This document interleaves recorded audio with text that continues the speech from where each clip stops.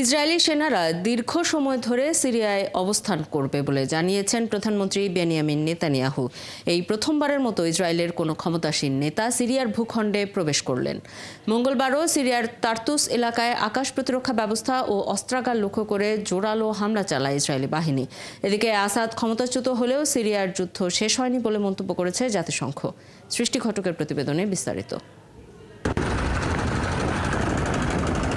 সিরিয়ার স্বৈরশাসক বাশার আল আসাদের পতনের পর থেকেই দেশটিতে একের পর এক হামলা চালিয়ে যাচ্ছে ইসরায়েল। মঙ্গলবারও সিরিয়ার তার্তুস এলাকায় আকাশ প্রতিরক্ষা ব্যবস্থা ও অস্ত্রাগার লক্ষ্য করে জোরালো হামলা চালায় ইসরায়েলি সেনারা। Syrian Observatory for Human Rights এ তথ্য জানিয়েছে। একই দিন ইসরায়েলি সেনারা দীর্ঘদিনের জন্য সিরিয়ার ভেতরে মোতায়েন থাকবে বলে জানিয়েছেন ইসরায়েলি প্রধানমন্ত্রী বেনিয়ামিন নেতানিয়াহু। সিরিয়ার মাউন্ট হারমনের শীর্ষে নিরাপত্তা কর্মকর্তাদের সাথে পরিস্থিতি পর্যালোচনা করে তিনি এ মন্তব্য করেন।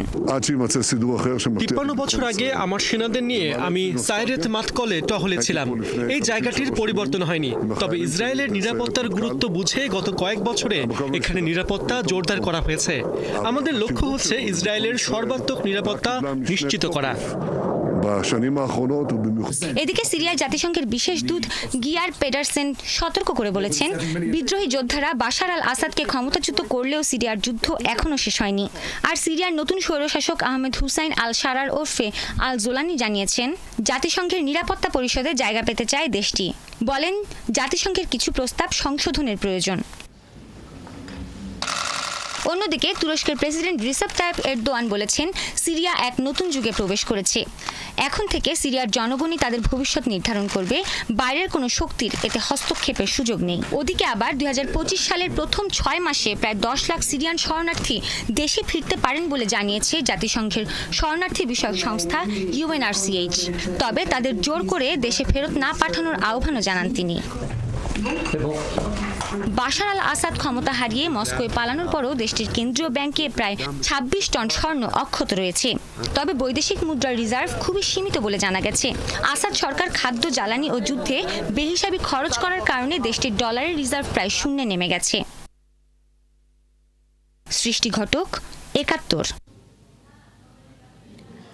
সিরিয়ার রাজধানী দামেস্কের উপকণ্ঠে একটি গণকবরেই অন্তত ১ লাখ মরদেহের সন্ধান পাওয়া গেছে। মার্কিন যুক্তরাষ্ট্র ভিত্তিক সিরিয়ার পর্যবেক্ষক সংস্থা সিরিয়ান এমার্জেন্সি টাস্ক ফোর্স এই তথ্য জানিয়েছে। সোমবার এক সাক্ষাৎকারে সংস্থাটির প্রধান মোয়াজ মোস্তফা বলেছেন, দামেস্কের বাইরের ওই গণকবরে ক্ষমতাচ্যুত প্রেসিডেন্ট বাশার আল আসাদ নেতৃত্বাধীন সাবেক সরকারের হাতে নিহত কমপক্ষে ১ লাখ মানুষের মরদেহ রয়েছে। তিনি বলেন, রাজধানী থেকে ৪০ কিলোমিটার উত্তরে আল কুতাইফাহ এলাকায় গণকবরটি অবস্থিত। ওই এলাকায় গত কয়েক বছরে তিনি আরও একই ধরনের অন্তত ৫টি গণকবর শনাক্ত করেছেন বলে জানিয়েছেন। মোয়াজ মোস্তফা বলেন, ওই ৫টির বাইরেও সিরিয়ার অন্যান্য এলাকাতে আরও অনেক গণকবর রয়েছে বলে তিনি নিশ্চিত। তবে মোস্তফার এসব অভিযোগের সত্যতা নিশ্চিত হওয়া যায়নি বলে জানিয়েছে রয়টার্স।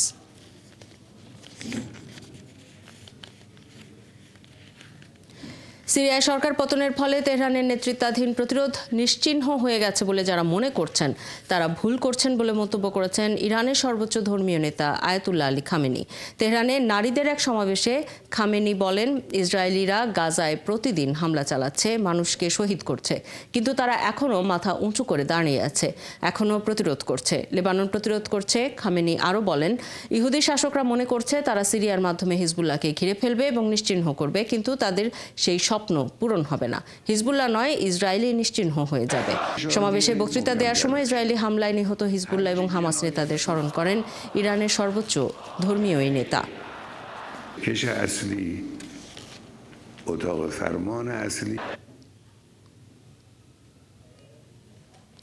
মিশরের রাজধানী কায়রোতে ইসরায়েল হামাস যুদ্ধবিরতি এবং জিম্মি নিয়ে চুক্তির আলোচনা চূড়ান্ত পর্যায়ে পৌঁছেছে। পরোক্ষ আলোচনায় জড়িত এক জ্যেষ্ঠ ফিলিস্তিনি কর্মকর্তা এই তথ্য নিশ্চিত করেছেন। ইসরায়েলের প্রতিরক্ষা মন্ত্রী ইসরায়েল কাৎজও বলেছেন, চুক্তির বিষয়ে আলোচনা আগের চেয়ে ফলপ্রসূ এবং গঠনমূলক হয়েছে। এরই মধ্যে যুদ্ধবিরতি চুক্তি নিয়ে আলোচনা করতে নেতানিয়াহু কায়রোর পথে আছেন এবং আগামী কয়েকদিনের মধ্যে একটি চুক্তি হতে যাচ্ছে বলে গণমাধ্যমে খবর প্রকাশ করা হয়েছে। তবে এই খবর অস্বীকার করেছে নেতানিয়াহুর কার্যালয়। এদিকে গেল ২৪ ঘন্টায় ইসরায়েলি বাহিনীর লাগাতার হামলায় গাজায় ৩১ জন নিহত এবং আরও ৭৯ জন আহত হয়েছেন। গত বছরের অক্টোবর থেকে এ পর্যন্ত মোট মৃতের সংখ্যা বেড়ে ৪৫,০৫৯ জনে পৌঁছেছে। এছাড়া ১,০০,০০ 7,041 জন ব্যক্তিও আহত হয়েছেন।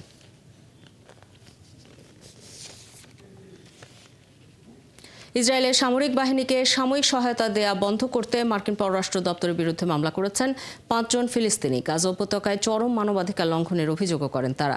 গাজায় অধিকৃত পশ্চিম তীর এবং যুক্তরাষ্ট্রে বসবাসকারী 5 ফিলিস্তিনি এই মামলাটি করেন। যুক্তরাষ্ট্রে গত শতকের 90-এর দশকের লেহি আইনের আওতায় মামলাটি করা হয়েছে। মামলায় বিচার বহির্ভূত হত্যা এবং নির্যাতনের মতো গুরুতর মানবাধিকার লঙ্ঘনের অভিযোগ আনা হয়েছে। মামলার অভিযোগে ওই 5 ফিলিস্তিনি বলেছেন, লেহি আইন পররাষ্ট্র দপ্তর চাইলে প্রয়োগ করতে পারত, কিন্তু তারা তা করতে ব্যর্থ হয়েছে। এ বিষয়ে মার্কিন পররাষ্ট্র দপ্তর জানিয়েছে তারা বিচারাধীন মামলা নিয়ে কোনো মন্তব্য করবে না।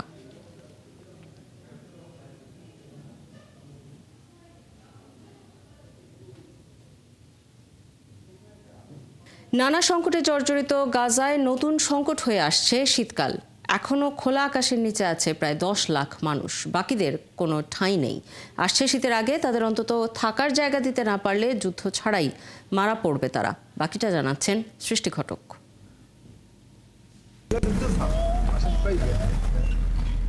গাজার বেশিরভাগ পরিবারই এখন খোলা আকাশের নিচে দিন কাটাচ্ছে। ওয়াহাবি সালমার বাড়ি ইসরায়েলি হামলায় ধ্বংস হয়ে যাবার পর প্রথমে রাফা, পরে দের আল বালা হয়ে এখন খান ইউনিসের সাগর পাড়ে ঠাঁই হয়েছে তার পরিবারের। মাটিতে প্রচুর বালি আর কংক্রিট। বাতাস উঠলেই তাঁবু কাঁপে। মাটি কখনো ভিজে যায়। বৃষ্টি হলেও এই তাঁবুতে বসে ভিজতে হয়। আশ্রয় শুধু নয়, এসব মানুষের প্রয়োজনীয় কোনো উপকরণেরই যোগান নেই। এমনকি তাদের দুর্ভিক্ষের মধ্যে পড়ারও শঙ্কা তৈরি হয়েছে। আমাদের 2 বাচ্চা প্রতিদিন সকালে খাবারের জন্য যায়। ওখানে দুপুর পর্যন্ত ওদের অপেক্ষা করতে হয়। খাবার নিয়ে ফিরতে পারলে খাওয়া হয়, নইলে উপোস। সবটাই ভাগ্য। নরওয়ের শরণার্থী বিষয়ক কাউন্সিল জানিয়েছে, নভেম্বরের শেষের দিকে প্রয়োজনীয় আশ্রয় সামগ্রী পেয়েছে মাত্র 2,85,000 বাস্তুচ্যুত ফিলিস্তিনি। এখন আরও 9,45,000 মানুষের জরুরি আশ্রয় প্রয়োজন। এই প্রচণ্ড শীতের মধ্যে বাসস্থান সংকটে দিন কাটাচ্ছেন এসব অসহায় মানুষ।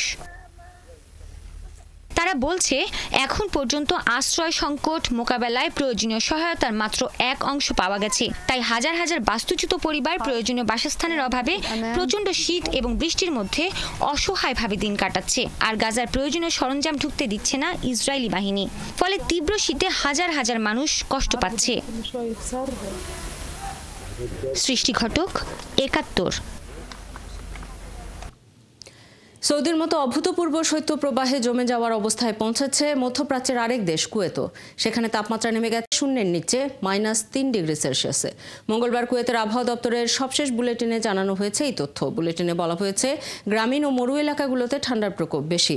দেশটির সবখানে তাপমাত্রা -3 ডিগ্রি সেলসিয়াস থেকে -6 ডিগ্রি সেলসিয়াসে ওঠানামা করছে। দেশ জুড়ে তীব্র শীতল বাতাস বয়ে যাওয়ার পাশাপাশি বিভিন্ন জায়গায় তুষারপাতের খবরও পাওয়া গেছে এবং খুব শিগগিরই এই শৈত্যপ্রবাহ থামার সম্ভাবনা নেই বলে জানিয়েছে আবহাওয়া অফিস। আগামী শুক্রবার পর্যন্ত এই শৈত্যপ্রবাহ চলবে। এরপর ধীরে ধীরে বাড়তে শুরু করবে তাপমাত্রা। আফ্রিকার দক্ষিণাঞ্চলীয় দেশ মোজাম্বিকে শক্তিশালী ঘূর্ণিঝড় চিডোর তাণ্ডবে কমপক্ষে 34 জন নিহত হয়েছে। এখনও অনেক মানুষ নিখোঁজ থাকায় নিহতের সংখ্যা বাড়তে পারে বলে আশঙ্কা করা হচ্ছে। দেশটির দুর্যোগ ব্যবস্থাপনা বিভাগ জানিয়েছে, উত্তর মোজাম্বিকে এখন পর্যন্ত রেকর্ড করা সবচেয়ে তীব্র ঝড়গুলোর একটি ঘূর্ণিঝড় চিডো। এতে 34,000-এর বেশি পরিবার বাড়িঘর হারিয়েছে বলে ধারণা করা হচ্ছে।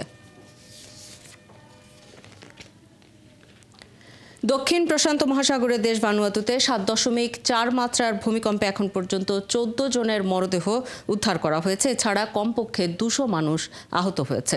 রয়টার্সের প্রতিবেদনে বলা হয়েছে, রাজধানী পোর্ট ভিলায় অনেক ভবন ধ্বংস হয়েছে, যার মধ্যে একটি বিদেশি দূতাবাসও রয়েছে। ভূমিকম্পের আঘাতে ভেঙে পড়া বাণিজ্যিক ভবন, দূতাবাস এবং একটি হাসপাতালে ধ্বংসস্তূপের নিচে আটকে থাকা লোকজনদের সন্ধান করা হচ্ছে। রাশিয়ার ফিরে এলাম বিরতির পর। সাথে থাকার জন্য ধন্যবাদ। রাশিয়ার সীমান্তবর্তী কুর্স্ক অঞ্চলে ইউক্রেনীয় বাহিনীর ওপর আক্রমণ তীব্রতর করেছে রাশিয়া। ওই অঞ্চলে ইউক্রেনীয় সেনাদের বিরুদ্ধে লড়াইয়ে বেশ কিছু উত্তর কোরীয় সেনা নিহত হওয়ার খবর জানিয়েছে ইউক্রেনের সামরিক গোয়েন্দা সংস্থা।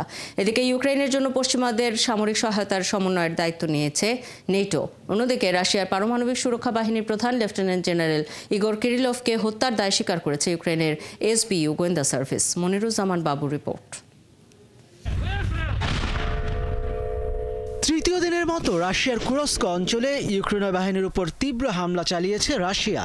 ইউক্রেনের শীর্ষ সেনা কর্মকর্তা ওলেক্সান্ডার সিরস্কি বলেছেন, রাশিয়া সক্রিয়ভাবে উত্তর কোরীয় সেনাদের ব্যবহার করছে, যারা বড় ধরনের ক্ষতির মুখে পড়েছে। এদিকে ইউক্রেনের সামরিক গোয়েন্দা সংস্থা এক বিবৃতিতে জানিয়েছে, কুরস্ক অঞ্চলে গ্রামগুলোর কাছে লড়াইয়ে অন্তত ৩০ জন উত্তর কোরীয় সেনা নিহত ও আহত হয়েছেন।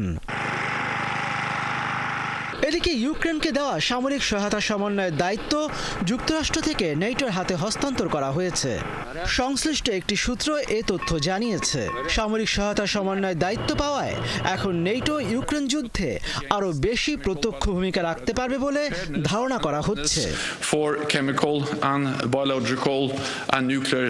তবে কূটনীতিকরা স্বীকার করেছেন, নেটোকে দায়িত্ব হস্তান্তর করা হলেও ইউক্রেনের উপর তেমন কোনো প্রভাব হয়তো পড়বে না, কারণ যুক্তরাষ্ট্রই নেটোর প্রধান শক্তি এবং কিয়েভের জন্য সবচেয়ে বেশি অস্ত্র সরবরাহ করে দেশটি।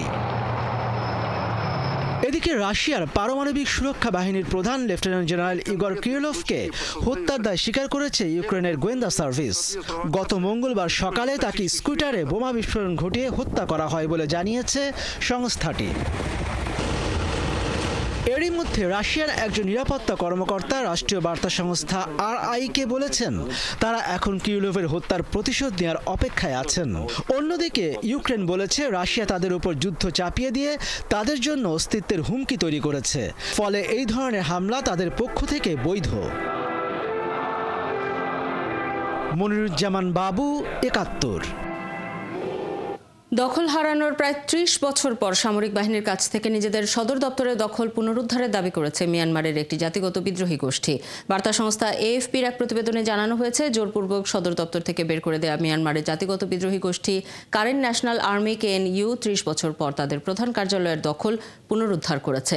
KNU নেতা সাউথামাইন তুন বলেছেন, কয়েকদিনের লড়াইয়ের পর থাইল্যান্ড সীমান্তে অবস্থিত KNU-র সদর দপ্তরের দখল নিয়েছে কারেন্ট ন্যাশনাল ইউনিয়নের যোদ্ধারা। জান্তা সৈন্যরা এখনও এটির দখল ফিরে পেতে চায় এবং তারা ড্রোন ব্যবহার করে তাদের সেনাদের ওপর বোমা ফেলার চেষ্টা করছে বলে জানান তিনি। কারেন্ট সংখ্যালঘুদের অধিকারের জন্য বছরের পর বছর ধরে মিয়ানমারের ক্ষমতাসীনদের বিরুদ্ধে লড়াই করছে গোষ্ঠীটি।